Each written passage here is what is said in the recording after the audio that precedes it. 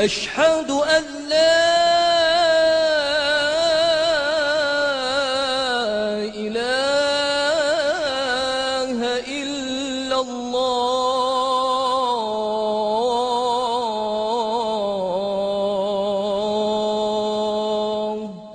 Bismillah, wassalam wassalam ala Rasulullah. Aujourd'hui, notre frère suisse converti à l'islam, il va nous parler, Inch'Allah, d'une autre miracle scientifique du hadith du prophète Mohammed, celui de la grâce et la paix, concernant la mobilisation des organes du corps humain. Au nom de Dieu, le tout clément, le tout miséricordieux. La mobilisation des organes du corps humain. Le messager d'Allah, prière et salut sur lui, dit: Tu vois constamment les croyants dans leur compassion, leur amour et leur bienveillance, tel un seul corps qui, dès que l'un de ses organes se plaint, les autres organes se mobilisent et accourent pour l'assister dans la veille et la fièvre. Rapporté par El-Bukhari. La vérité scientifique. Les recherches scientifiques accélérées et successives ont permis de découvrir des réalités scientifiques fort étonnantes concernant la réaction du corps humain face aux dangers tels que les blessures, les maladies. L'on découvrit ainsi les lignes de défense et les réactions fonctionnelles du corps au moment de l'atteinte du corps par une maladie ou une blessure.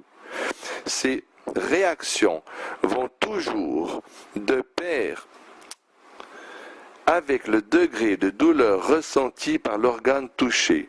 La gravité du mal causé à l'organe va crescendo avec l'importance de l'énergie et des fonctions mobilisées pour endiguer la maladie. Par exemple, quand un organe est touché, des centres du cerveau appellent les glandes pituitaires à sécréter des hormones qui alerteront les autres glandes endocrines et les amèneront à sécréter des matières qui mobiliseront et appelleront tous les organes du corps afin qu'ils mettent leur fonction à profit pour secourir l'organe qui se plaint. Le mot arabe tada'a veut dire que le corps mobilise son énergie pour voler au secours de l'organe plaignant. Ainsi, le cœur, par exemple, intensifie-t-il ses battements pour accélérer la circulation sanguine alors que les vaisseaux sanguins se contractent dans les parties apathiques du corps et se décontractent dans les parties entourant l'organe touché afin de ravitailler ce dernier en énergie, en oxygène, en anticorps, en hormones et en aminoacides constructifs. Il faut noter que le mot arabe tada'a implique aussi, suivant son champ sémantique, que le corps se décompose et s'écroule, et ce, en fournissant une partie de son stock de graisse à l'organe touché jusqu'à ce que la maladie qui touche ce dernier soit sous contrôle et que les tissus se ressoudent. Après quoi le corps se reconstitue. Les signaux émis par la plaie représentent une plainte et des appels réels au secours qui lancent une alerte générale, ce qui suscite des battements nerveux provenant de la partie touchée et destinée au cerveau, là où se trouvent les centres de sensibilité et de contrôle involontaire. Puis, avec la première goutte de sang ou la première lacération de la peau, les matières chimiques sont émises et tous les organes du corps, suivant leur fonction, réagissent à cet appel. Le résultat est alors que toute l'énergie du corps humain et les fonctions de ces organes soient mises au service de l'organe touché. Aspect miraculeux. Tel que mentionné dans le hadith ci-dessus, la médecine affirme que les parties du corps s'appellent les unes les autres au sens propre du terme. Le prophète, prière et salut sur lui, dit dans ce hadith quel doit être l'état de la nation islamique en matière d'amour mutuel, de bienveillance et de compassion, et ce, en donnant l'exemple illustratif d'un corps unique qui, dès que l'un de ses organes se plaint, les autres organes se mobilisent pour voler à son secours.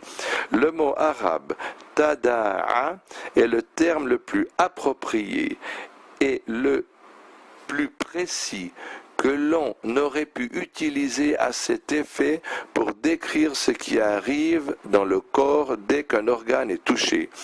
Il est utile de savoir que le style conditionnel de la phrase du prophète apporte plus d'éclat et d'explicité à ces dires du prophète, ce qui nous met face à un double miracle linguistique et scientifique. Le prophète a donné les détails de ce qui se passe dans le corps humain à un moment où l'homme ne disposait d'aucun moyen d'observation en la matière.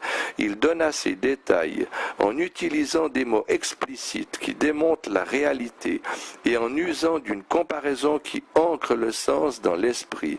Le plus édifiant à cet effet est que les médecins aient utilisé le terme de sympathique et de parasympathique pour qualifier le système nerveux en état de réaction face à la maladie ou au risque qu'encourt le corps, ce qui pourrait être une traduction littérale des termes utilisés par le prophète, prière et salut sur lui. Gloire donc soit à Allah qui envoya son messager avec la guidée et la religion de vérité afin qu'il prenne le dessus sur toutes les autres religions, et il lui accordera à cet effet des signes explicites et des paroles concises et édifiantes.